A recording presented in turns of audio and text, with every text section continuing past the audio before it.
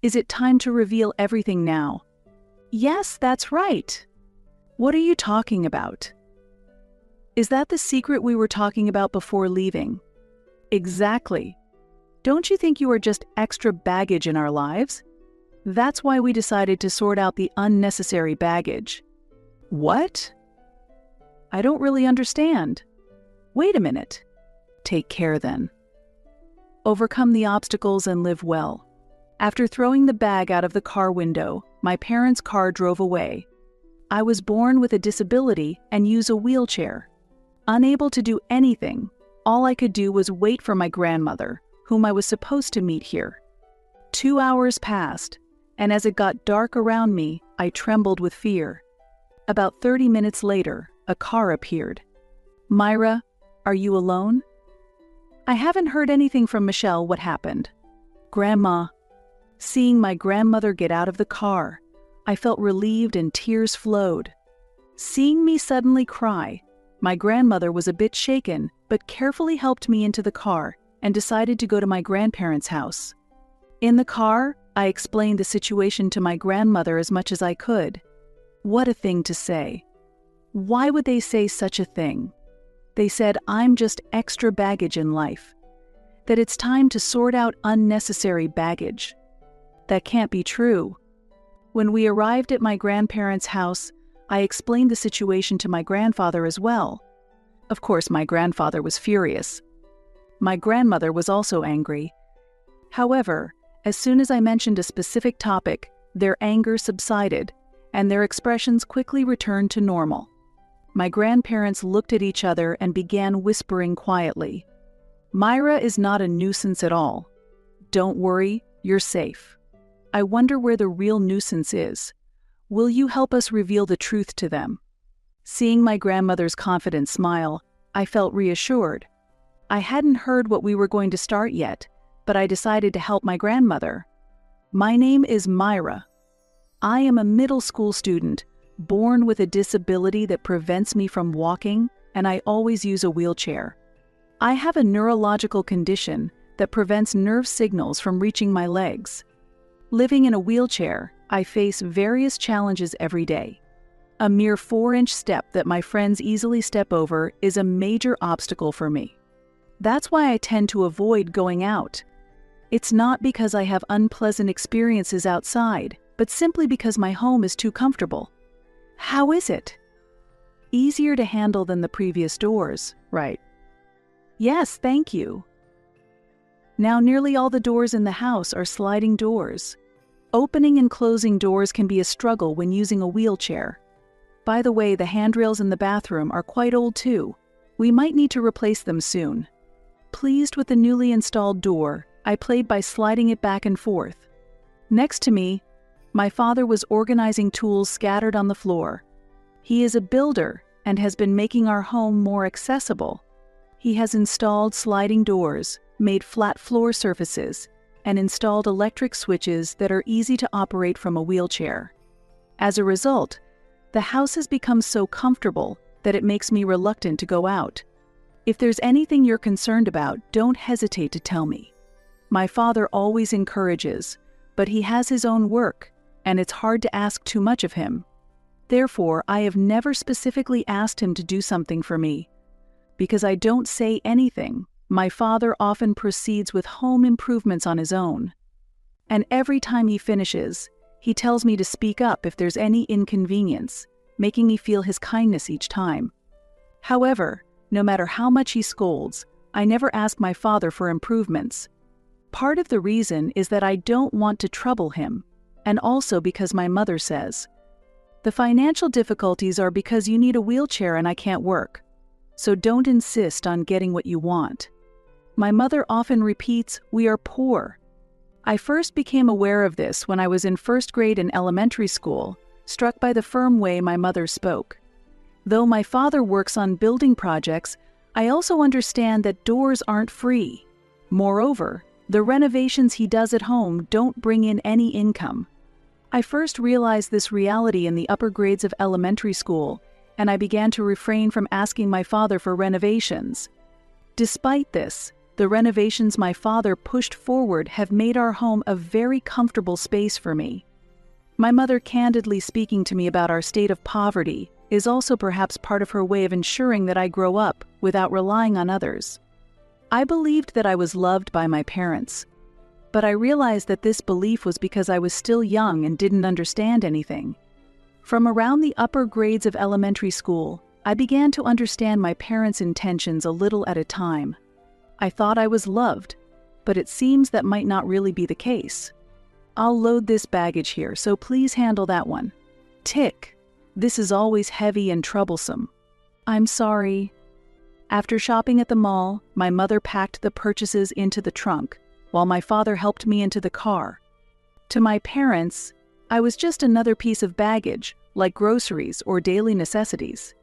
Sitting in the car, I disliked looking at my legs and turned my gaze outside. I didn't want to be treated as baggage, but I couldn't argue because I kept causing trouble. At home, I'm treated as a nuisance by my parents. Why are you in the hallway? You're in the way, it's too narrow here. I was just trying to go to the bathroom.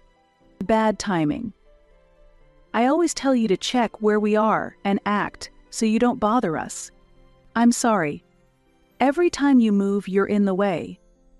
I keep telling you to stay quietly in the corner of the living room. You're such a bothersome baggage. A stationary cardboard box would be easier to handle.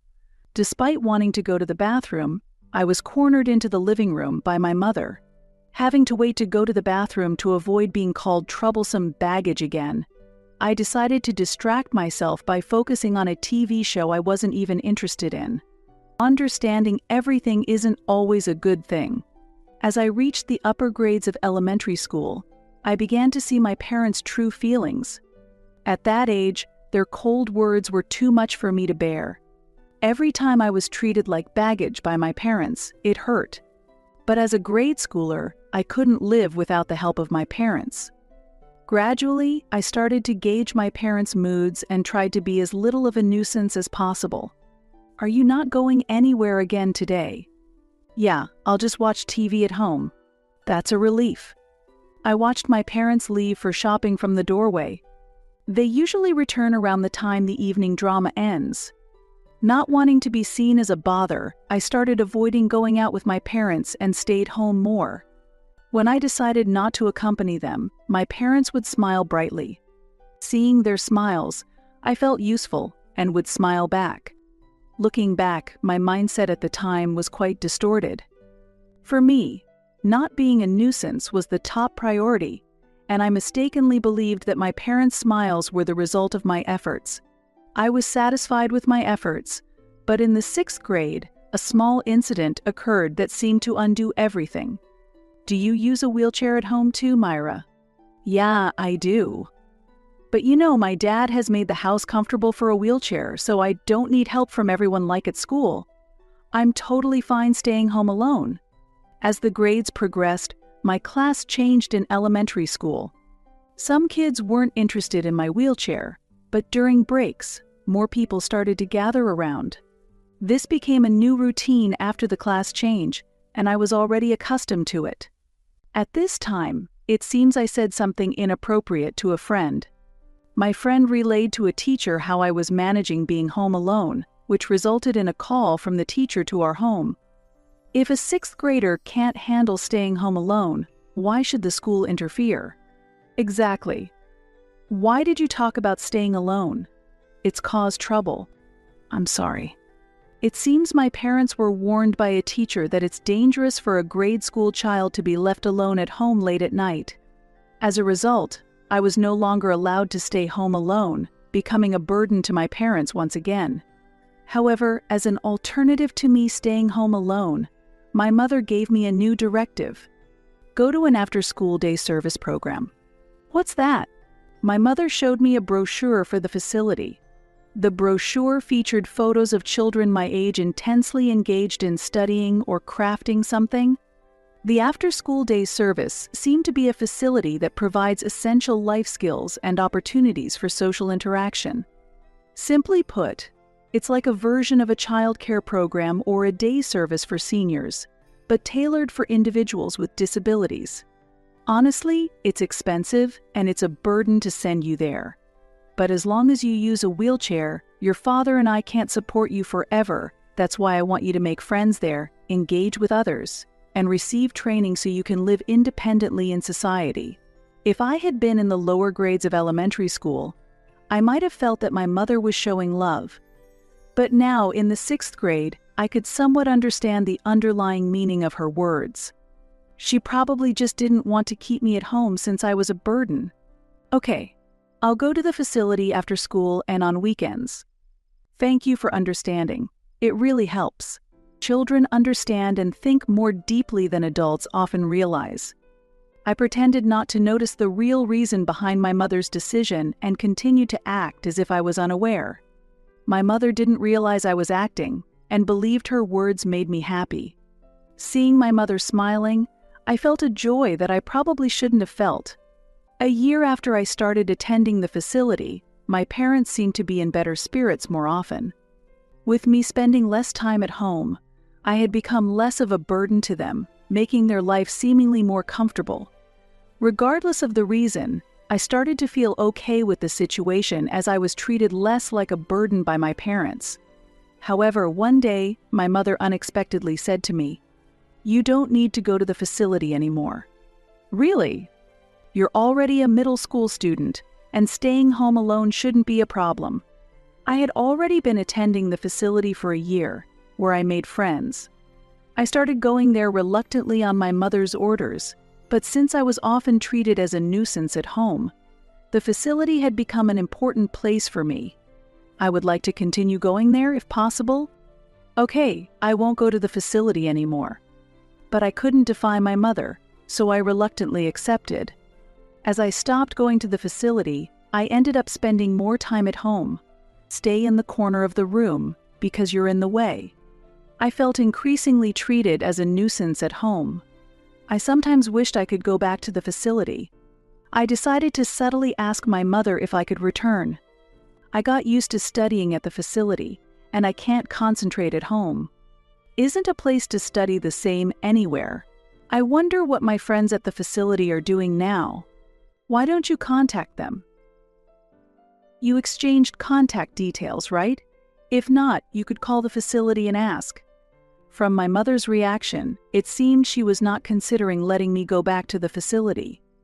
Unusually, I expressed my dissatisfaction with her response. A few months later, my mother seemed to notice my sullen face and suddenly made a pleasant suggestion. "Myra, why don't you go out with your father and me today?" "Really? Where are we going?" "It's a surprise for when we get there." At that moment, I felt like this was the happiest event in all of my 13 years. A heavy bag stuffed with something was placed on my lap in the car. "What's inside this?" "Oh, no opening it yet. It's part of the fun when we arrive." "Sorry. I won't open it so you can relax." The moment I tried to open the bag, my father, who was driving, suddenly turned around and stopped me loudly. Startled by my father's loud voice, I quickly apologized. As the car started moving, I excitedly enjoyed the scenery outside the window, wondering where we were going. After about an hour of driving, I realized we were heading to my maternal grandparents' house. We only see my grandparents once a year, and it had been about 3 years since our last visit, so my excitement grew even more. The road to my grandparents' house required crossing a mountain, and there was a rest stop with a large parking area where a small store was set up along the mountain road. Feeling tired from driving, my father decided to stop at the rest area, and he guided me out of the car. While buying juice at the store, it seemed like my parents were discussing something. "Mom just got a sudden urgent matter, and it looks like we'll be quite late." "That's troublesome. I wanted to get back early." "We're going to Grandma's house, right? Are we meeting up here?" "Oh, Myra, you're back already." Don't startle me like that. When I addressed my parents, they momentarily showed a surprised expression but quickly returned to a serious face and said something shocking. "Is it time to reveal everything now?" "Yes, that's right." "What are you talking about? Is it that secret you were talking about before we left?" "Exactly." Don't you think you're just extra baggage in our lives? That's why we've decided it's time to sort out the unnecessary baggage. What? What are you saying? Wait a minute. While I was still trying to understand the situation, my parents returned to the car and drove away, leaving me behind. Wait. Incredibly, I chased after the car as it sped away, but to no avail. However, my panicked cries seemed to reach them as the car stopped a little way ahead. Relieved, I slowed down my approach, but as I got closer, my mother leaned out the window and tossed a final farewell my way. "Take care then. Overcome your challenges and live well," she said, as she threw the bag out of the window and the car drove off. Left alone in the mountains, I was too shocked to move for a while. After some time, realizing that standing still wouldn't help, I went towards the bag my mother had thrown. Picking up the bag and looking inside, I found it stuffed with clothes with an envelope placed on top. The envelope likely contained a letter, but at that moment, I didn't have the strength to read any message from my parents. Looking at a clock at the rest stop, I realized it was already evening, and dusk was about to set in. I wanted to call for help, but my smartphone had been left in the car. Eventually, I decided to wait in front of the vending machine, hoping my grandmother would come. 2 hours passed, and as it grew dark around me, I trembled with fear. Rustling sounds from the bushes, maybe caused by the wind, brought waves of indescribable anxiety. At that time, the only comforting presence was the light from the vending machine. Another 30 minutes went by when a car pulled into the parking lot. "Myra, are you alone?" "I haven't heard anything from Michelle. What happened?" "Grandma." Seeing my grandmother get out of the car, I was overwhelmed with relief and tears flowed freely. Seeing me suddenly cry, my grandmother, though a bit shaken, gently helped me into the car and decided to head to her house. As we drove to my grandparents' house, I explained everything that had happened. "It seems like Dad and Mom have decided to abandon raising me." "What?" "To leave a child in the mountains, can such a terrible thing really happen?" I had reacted the same way as my grandmother when I was first left behind by my parents. But that's what really happened. What a thing to say. Why would they say such a thing? They said I'm just extra baggage in life. That it's time to sort out unnecessary baggage. That can't be true. Oh, right. There was a letter. I didn't have the courage to read it yet, so I handed the envelope to my grandmother. She immediately pulled the car over to the side and began to read the letter. What does it say? It's written very politely that they can't afford to raise you for financial reasons, and they're asking if we could take care of you for just a little while. The letter said Louis was on a business trip today, and Michelle had to accompany him, so they wanted us to look after you for 3 days. But it seems they actually planned to leave you here much longer. Where did you find the letter? It was in the bag. I see. They didn't want to be questioned, so they hoped you would find the letter after arriving at our place. That's why they arranged it to appear after taking care of Myra. The reason you were scolded for trying to open the bag was because that was their intention. My grandmother's speculation seemed clearly correct. Just like her daughter. She understands my mother very well. After arriving at my grandparents' house, my grandmother explained everything to my grandfather. Upon hearing it, my grandfather became furious and said, "What a terrible thing. Myra, you never have to go back there. You're going to stay here forever. I won't ever send you back to them." Seeing my grandfather's anger, I felt this was true affection. It was entirely different from the feeling I had when I thought I was loved by my parents. I had always tried not to be a burden to my parents, but now I realized how wrong that was. I felt as if a curse from my parents had been lifted. It was an exhausting day with too many things happening. After arriving at my grandparents' house, I went to sleep without even eating dinner.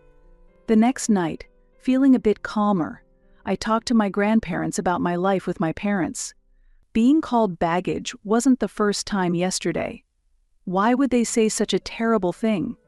Really, they told you to just sit quietly in the corner? What were they thinking? Each time I talked about my parents' actions, my grandparents' faces turned rapidly red with anger. My grandfather slammed the table in anger, spilling the tea. I felt a strange kind of joy that my grandparents shared my anger towards my parents. This was different from my feelings towards my parents, and I thought it was something I could safely embrace. However, when I mentioned a certain fact, their anger disappeared instantly and their expressions calmed down. I was really shocked when they told me not to go back to the facility because I had been going there for a whole year. A year at the facility. Yes, it was like an after-school program. I understand that, but every day for a year. Yes, I was going almost every day. Is there something wrong? Hearing this, my grandparents looked at each other and began to whisper. It seemed they felt something was off about my story. They explained things in a way that a middle schooler like me could understand. After hearing their explanation, I could no longer think of my parents as parents. What my parents called baggage meant that I was just an inconvenient accessory. Myra, you are not a nuisance at all. Don't worry, you're safe. I wonder where the real nuisance is. Will you help us reveal the truth to them? Seeing my grandmother's confident smile comforted me. I hadn't heard the specifics of the plan yet, but I had already decided to cooperate with my grandmother. It had been 3 weeks since I moved to my grandparents' house, and I was gradually getting used to life here. Today, my grandparents had taken the day off work, and we were enjoying tea together in a relaxed setting. As I savored the warmth of the tea, contemplating whether this peaceful life would continue, a loud voice suddenly echoed from the front door. The voice gradually approached the living room where we were. "Hey, are you there? What have you done?" My parents burst into the living room where we were sitting and started shouting angrily. They were so furious that they struggled to find the right words. Their faces were a mix of anger and panic, almost bordering on madness. My grandparents and I understood their state well, so we calmly continued sipping our tea without being disturbed. However, my mother's anger intensified, and she scolded us even louder than before. "This situation is going to cause us serious trouble. What are you going to do about it? Be quiet. We can hear you even without the shouting." My parents were taken aback as they didn't expect me to tell them to be quiet, and they looked at me, wide-eyed with surprise. Now free from my parents' control, I was in a position to speak my mind openly, a stark contrast to who I was when I lived with them. "Grandma, what is the current situation with Mom and Dad? Your actions have caused problems. We got a call from the city office asking if Myra was still living with us. The lie was exposed immediately. Nothing specific was said over the phone at that time, but this will definitely become a problem. It will be a problem, indeed. There's likely an investigation into fraudulent benefits going on. It's something that will come out eventually, even without us doing anything." "Why do you know about the fraudulent benefits, Mom?" While I understood that fraudulent benefits were a problem, the gravity of the issue was not fully clear to a middle schooler like me. My parents were sweating, beads of sweat on their foreheads, despite it not being particularly hot. Lewis had come to borrow money from us before because his job wasn't going well, remember? You said you didn't want to work and wanted to continue being a housewife, so we told him to get a job and turned him away. Yes, I remember that happened. I had always thought my mother said we were poor to keep me from being spoiled or asking for too much. But it seems they were genuinely in a dire financial situation. My grandmother had discerned that my parents were engaging in some sort of misconduct. "Why did you keep sending Myra to the facility every day if you were short on money? That facility costs over $10 each visit, doesn't it?" "Yes, we were struggling financially, so we kept sending Myra to the facility to help her develop social skills. But tell the truth, weren't you just trying to make your own lives easier by sending Myra to the facility? You stopped after a year because of money issues, right?" "Yes, we ran out of funds and couldn't continue with the facility." "Is there a problem with that?" "There is a problem. Even after Myra stopped going to the facility, you continued to pretend she was attending to receive disability service payments, right? Grandma's point was spot on. My mother tried to retort but couldn't find the right words. The fees for the facility I attended were just over $10 per visit, as Grandma said. This cost is supposed to be covered mostly by the subsidy, which the users are responsible for. My parents had been fraudulently receiving these funds by lying about my attendance at the facility. Knowing you could still receive the disability payments even if Myra wasn't attending, you probably thought there was no need to keep her at home. Since you could get the money without actually sending her to the facility, you left her with us, saving yourselves the trouble and still collecting the money. It's typical of you to always choose the easy way out. So, that's why you prompted the office to investigate us. Not directly, no. I just went to the local office and reported Myra, who is supposed to be living with her parents, is actually here with us as a result. They checked whether my parents were receiving benefits they shouldn't be. That's why you got contacted. It was because our local office communicated properly with your area's office. How can you read my thoughts so easily? How long do you think I've been a mother? A real mother can read her child's thoughts. It's no wonder you're puzzled you haven't been acting like a true mother, so you can't understand Myra's feelings. Hearing Grandma's words, I realized this was what true parenthood looked like.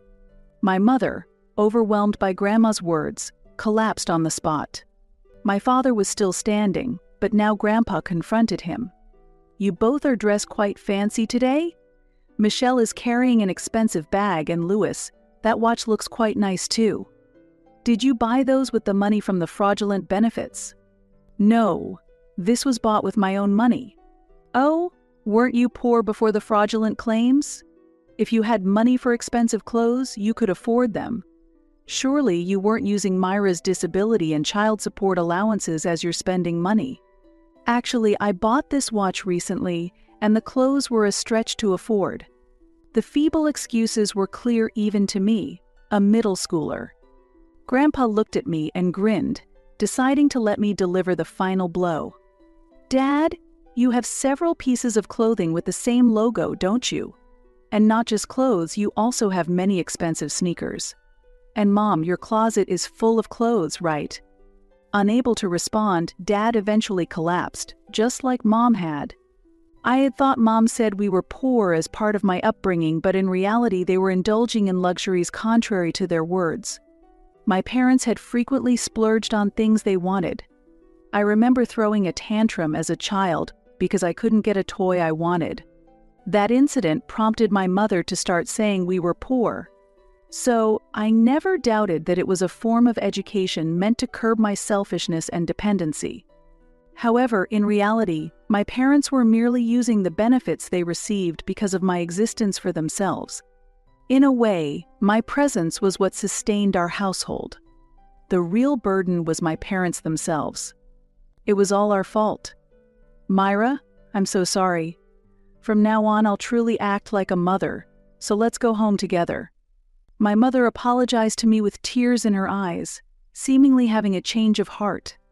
If it were the old me, I might have been deceived and believed her words. "So, you think if we go to the office together and testify that we're living together without any problems, the investigation might be halted, and we might be saved by that last hope? How do you have such solid knowledge as a middle schooler? I thought you would just obey as usual." Actually, I hadn't thought deeply on my own. It was thanks to Grandma's warning. Be aware that your parents might try to take you back under some pretext, especially if they ask you to accompany them to the office. There might be a scheme behind it.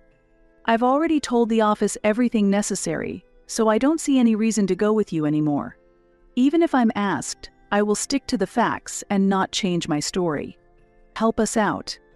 If you come along, maybe there's a way we can be saved. Are you really going to abandon your parents?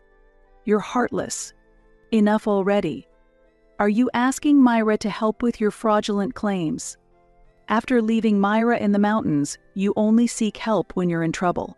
Isn't that too audacious? My grandparents were furious at my parents and tried to drive them out of the house. However, my parents were young and not easily moved by my elderly grandparents alone. Being in a wheelchair, I couldn't physically assist my grandparents, so I just supported them with a cold stare. Noticing my gaze, my parents suddenly calmed down and left my grandparents' home. After my parents had gone, my grandparents and I enjoyed a newly brewed cup of tea and resumed our peaceful weekend. Ultimately, my parents were arrested for fraudulently receiving benefits. Further investigation also revealed they had been misusing grants. My father had been renovating our home to make it more accessible for me, and most of these costs were supposed to be covered by grants, up to 2/3. It was discovered that he had inflated the actual costs in the construction projects through his construction business and used the extra grant money for personal expenses. I had believed my father was diligently making our home better, but it turned out he was just earning extra money. The total amount of money fraudulently obtained was about $50,000. Fraudulent benefit receipt is considered a fraud, and I was told that not repaying this money could lead to criminal charges. While I struggle to comprehend the magnitude of this amount, it represents a significant sum for my financially struggling parents. They managed to gather the money and completed the repayment, but it was borrowed, so they still owe a large sum. Although the money was repaid, the crime remains. They avoided prison but were given probation, which means there is still a risk of incarceration in the future. I had thought only people in prison were called criminals, but since they received a guilty verdict, my grandmother explained that my parents are officially recognized as criminals. Now recognized as criminals, they couldn't hope for social credibility, which resulted in my father having to cease operations of his construction business. Since then, my parents have been job hunting, but the stigma of being criminals weighs heavily, and they haven't been able to secure stable employment. They are currently making ends meet through day labor, while striving to repay their debt. I have officially become a family with my grandparents and have started living with them. It seems that care has been taken to ensure that the benefits and grants I receive do not end up in my parents' hands. Although I don't understand the financial details, I am truly grateful to be able to live with my warm and caring grandparents. I have also started to adapt to my new school, and from now on I plan to walk my own path without worrying about my parents.